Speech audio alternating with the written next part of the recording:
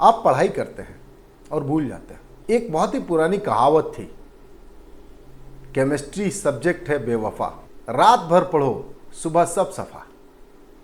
क्या आपके साथ भी ये प्रॉब्लम होता है? केमिस्ट्री ही नहीं बल्कि किसी भी सब्जेक्ट के साथ, history, geography, arts, science, mathematics, आप टेक्निक सीखते हैं लेकिन फिर भूल जाते हैं, नहीं कर पाते। आपको बहुत मेहनत करनी पड़ती है, तो फास्ट कैसे सीख सकते हैं? जी हाँ, आपने सही सुना। हम कैसे फास्ट हो सकते हैं? बहुत इजी है।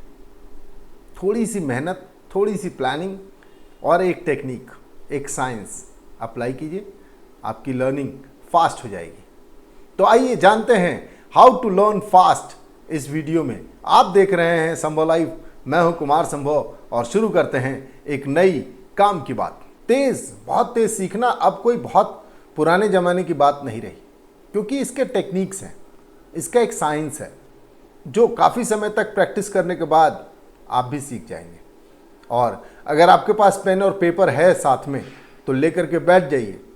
मैं यहाँ पे थोड़ी देर के लिए पॉज कर लूँगा।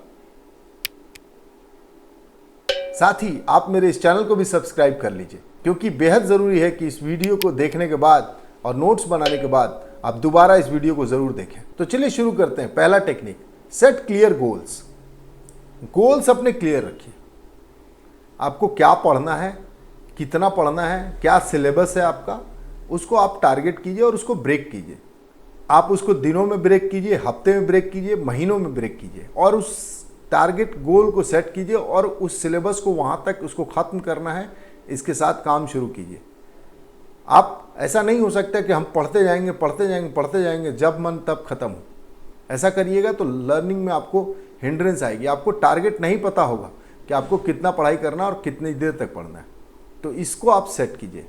सेट क्लियर गोल्स पहला तरीका है। दूसरा, prioritize and organize. Priority fix कीजिए। पहले भी कई वीडियोस में मैं बता चुका हूं कि P1, P2, P3 का एक सैंपल बनाइए, टू डू लिस्ट तैयार कीजिए, ऑर्गेनाइज कीजिए चीज़ों को और पढ़ने का समय या सीखने का समय निकालिए और उस समय को डेडिकेट कीजिए उस चीज़ को करने के लिए जो कि आप सीखना चाहते हैं, जो कि स्किल सेट आप अपने अंदर लाना चाहते हैं। यह आपके सिलेबस का भी हो सकता है, आपकी पढ़ाई लिखाई से भी हो सकता है या इसके अलावा भी हो सकता है। आप इंटरनेट पर वेबसाइट बनाना सीखना चाहते हैं तो आप इसके लिए समय निकालिए और उसको प्राथमिकता के साथ सीखिए। देखिए उसको कितना टाइम लगेगा। अगर वो मान लीजिए 60 घंटे का कोर्स है या 40 घंटे का कोर्स है, तो उस कोर्स को, ऑनलाइन कोर्स को आप डिवाइड कीजिए अपने हिसाब से और उसको उस टाइम पीरियड में कंप्लीट कीजिए। इसके लिए बेहद ज़रूरी है अपने आप को ऑर्गेनाइज करना। फास्ट लर्निंग का जो दूसरा तरीका है वो है अपने आप को ऑर्गेनाइज करना। Third, active learning. Active learning बेहद ज़रूरी है। आप अगर पढ़ाई कर रहे हैं तो उसके रिलेटेड लोगों के साथ इंटरेक्शन में आइए, उनसे आप सवाल जवाब कीजिए, आपके जो भी डाउट्स हैं उसको क्लियर कीजिए और इसके लिए वेट मत कीजिए। आप एक नोट्स तैयार कीजिए, जो भी आपके क्वेश्चंस हैं पढ़ते वक्त जो आपको समझ में नहीं आए हैं उसको नोट्स तैयार कीजिए और जाकर के उसको पुटअप कीजिए। एक्टिव लर्निंग का एक और बेहतरीन तरीका है जो कि पर्सनली मैं इस्तेमाल करता हूँ, वो ये है कि अगर क्लासरूम या ऑनलाइन सेशन में आप पढ़ाई कर रहे हैं तो जो सब्जेक्ट या जो टॉपिक पढ़ाया जाने वाला है, मीन्स उसकी पढ़ाई अभी तक हुई नहीं है क्लासरूम में या ऑनलाइन सेशन में, ऑनलाइन क्लासरूम्स में, तो उसकी पढ़ाई मैं पहले कर लेता था। होता ये था कि एटलीस्ट मैं रीडिंग तो ज़रूर कर लेता था, समझ में आए ना आए। जब मैं उस क्लासरूम को अटेंड करता था तो 20-25% चीज़ें मुझे पता होती थी, एटलीस्ट टर्मिनोलॉजीज मुझे याद रहते थे। तो फिर जब मुझे कुछ समझाया जाता था टीचर्स के द्वारा तो मेरे पास सवाल जवाब होते थे, मेरे डाउट्स बहुत हद तक तो क्लियर होते चले जाते थे जैसे जैसे वो पढ़ाते थे। लेकिन अगर वो कुछ छूट जाता था, कुछ लगता था कि मुझे अभी भी समझ में नहीं आया, तो मैं उस डाउट्स को क्लियर कर लेता था। तो फास्ट लर्निंग के लिए बहुत ज़रूरी है एक्टिव लर्निंग। मीन्स जो आपको पढ़ना है उसको आप पहले से पढ़ के जाइए, तैयारी करके जाइए एक्सपर्ट्स के सामने, तो आपको बहुत कुछ पहले से पता रहेगा। एटलीस्ट 20-25% तो आप कैप्चर कर ही लेंगे। चौथा तरीका है मल्टीपल लर्निंग मॉडल्स को इस्तेमाल करना। देखिए आज के युग में सिर्फ ऑफलाइन क्लासरूम तक ही पढ़ाई नहीं हो रही है। आप किसी भी टॉपिक, किसी भी सब्जेक्ट पर यूट्यूब पर और भी कई साइट्स हैं, वहाँ जा कर के उसके बारे में पढ़ सकते हैं। कई सारे पॉडकास्ट हैं, कई सारे बुक्स हैं जो कि पॉडकास्ट की और स्पॉटिफाई जैसे ऐप्स पर अवेलेबल हैं जिनको आप सुन करके सीख सकते हैं, पढ़ सकते हैं। तो ये जो डिफरेंट मॉड्यूल्स हैं इसका इस्तेमाल करना शुरू कीजिए। परंपरागत तरीका जो रहा है किताब पढ़ के पढ़ना, नोट्स तैयार करना, वो तो अपनी जगह सही है, लेकिन इसके अलावा डिजिटल लर्निंग से भी आप बहुत कुछ समझ सकते हैं, सीख सकते हैं। तो मल्टीपल लर्निंग मॉडल्स को इस्तेमाल कीजिए, फास्ट लर्निंग के लिए बेहद ज़रूरी है। फास्ट लर्निंग का जो 5वां तरीका है वो है प्रैक्टिस कीजिए और उसको स्पेस दीजिए। Practice space, practice space. Revision का एक निश्चित इंटरवल जरूरी है। मेरे सर कहा करते थे कि पान वाले को कभी देखे हो? पान के पत्ते को हमेशा पलटते रहते हैं। ऐसा वो क्यों करते हैं? इधर पान लगा रहता है, उसको उठा करके इधर रखना होता है, फिर उधर रहता है, उसको उठा के इधर करते रहते हैं। ऐसा इसलिए कि पान सड़े नहीं। वैसे ही ज्ञान के साथ, अगर आप कोई चीज़ सीख गए हैं और सोच लिए हैं कि इसमें तो मैं अब एक्सपर्ट हो गया, अब आगे की चीज़ें पढ़नी है, नहीं। जब तक आप रिवीजन नहीं कीजिएगा तब तक आप उसको नहीं अच्छे से सीख सकते। तो रिवीजन बेहद इंपॉर्टेंट है और बार बार आपको ये रिवीजन करना होगा, लेकिन उसका जो इंटरवल है पहले तो काफ़ी करीब रखिए। मीन्स आज सुबह अगर मैंने रिवीजन किया है तो कल शाम को किया, फिर अगले दिन सुबह किया है। तो अगर इस तरह से रिवीजन कर रहे हैं तो फिर इसके टाइम पीरियड को बढ़ाते चले जाइए। 70% चीज़ें इंसान रिवीजन के बाद, फर्स्ट रिवीजन के बाद याद रखता है और 90% चीज़ें सेकेंड और थर्ड रिवीजन के बाद याद रखता है। तो अगर आपके सिलेबस 100% है तो 70% फर्स्ट रिवीजन के बाद, सेकेंड और थर्ड रिवीजन के बाद 90% तक आप चीज़ों को याद रख सकते हैं। तो ये एक प्रूवन टेक्निक है जिसको इस्तेमाल करना चाहिए। Use memory techniques. याद करने के लिए बेहद ज़रूरी है कि पिक्टोरियल मेमोरी और भी कई तरह की मेमोरी टेक्निक्स होते हैं, उसको आप इस्तेमाल कीजिए, जिसके बारे में मैं विस्तार से एक वीडियो बनाऊंगा जो कि आप देख सकते हैं।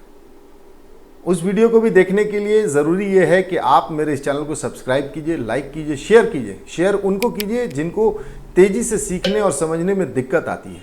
तो मेमोरी टेक्निक्स बेहद ज़रूरी है। इसमें फोटोग्राफिक मेमोरी एक सिस्टम होता है, फिर रिलेटिविलिटी वाला एक सिस्टम होता है जिसमें आप रिलेट करते हैं चीज़ों को। किसी चीज़ को याद रखने के पीछे, उसके फार्मूलाज को याद रखने के पीछे, लाइक मैथमेटिक्स का, अर्थमेटिक्स का एक सिंपल फार्मूला है कि पहले हम ब्रैकेट का इस्तेमाल करेंगे, फिर ऑफ का इस्तेमाल करेंगे, फिर डिवीज़न का इस्तेमाल करेंगे। इस तरह की चीज़ें होती थी। तो उसको हम लोग याद करते थे बॉडमास रूल के द्वारा। और ये बॉडमास इसको हम लोग बुलाते थे क्योंकि उसके जो वर्ड्स होते थे बॉडमास के स्पेलिंग के, वो इस्तेमाल हो जाते थे उसके मीनिंग से।